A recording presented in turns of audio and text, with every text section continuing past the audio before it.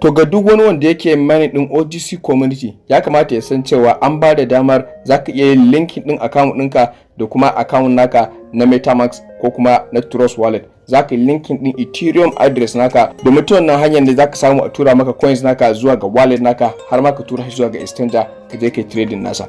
To saboda haka ka biyo mu daki akan wannan bidiyo namu, zamu nuna muku yadda zaka ka samu kai linking din address naka zuwa ga wannan mining application naka na OGC.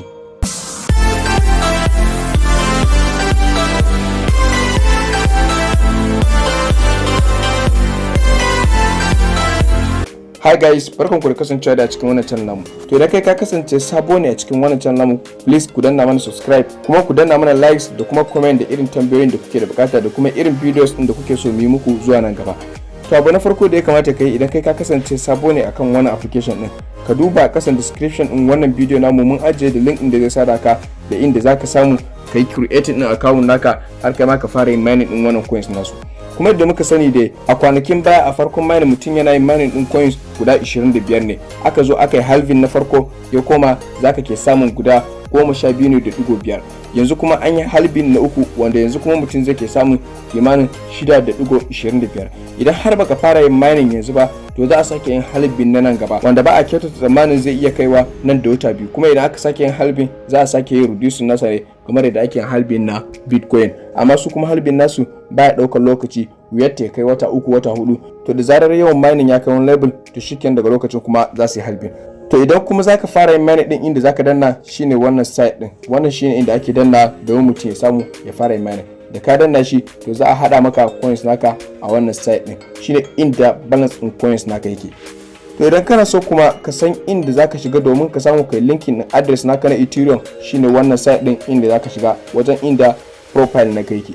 Idan ka shiga haka za ku ga sun nuna muku inda zaka samu ka sa address naka, shine wannan.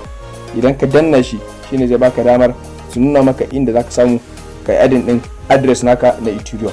Farko zaka danna wannan site din na I am not a robot domin kai confirming cewa kai ba robot bane ba, sai ka danna get code.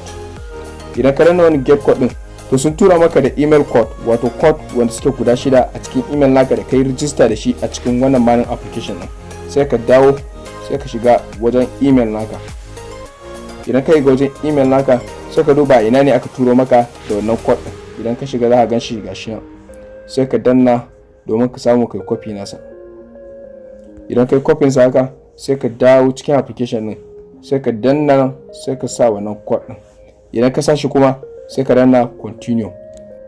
To yanzu da ka danna shi gashi nan sun baka inda zaka saka address naka na Ethereum. To a shawarce kuma shine ka yi amfani da wallet guda biyu, ko MetaMask ko kuma Trust Wallet. Zaka iya yin amfani da ko da exchanger irin su Bybit ko kuma Binance, amma mafi soyuwa shine ka yi amfani da wallet domin nan ne inda zaka zo ka ajiye coins naka ba tare da kana fargaban wani lokaci exchanger za ta iya lalacewa ko kuma kake fargaban za a iya zuwa wata ran a yi maka sata a cikin wannan wallet din naka. Sai ka dawo baya sai ka duba ina Trust Wallet naka yake ko kuma MetaMask. To mun fi so mu yi amfani da Trust Wallet. Farko an ka duba Trust Wallet naka sai ka shiga ka. To da ka jira bayan ka gama verification, to abin da zaka fara yi a nan wajen shine sai ka duba a ina Ethereum naka yake. Domin sai ka san wanne ne Ethereum naka tukun anan ne zaka samu damar kai copy address nasa har ka je kai linkin. To wannan da kuke gani shine ake ce da shi Ethereum, wato shine wanda zaka shiga domin ka samu kai copy address nasa. Idan ka shigo kamar haka za ka ga ganan wajen send ga kuma wajen receive.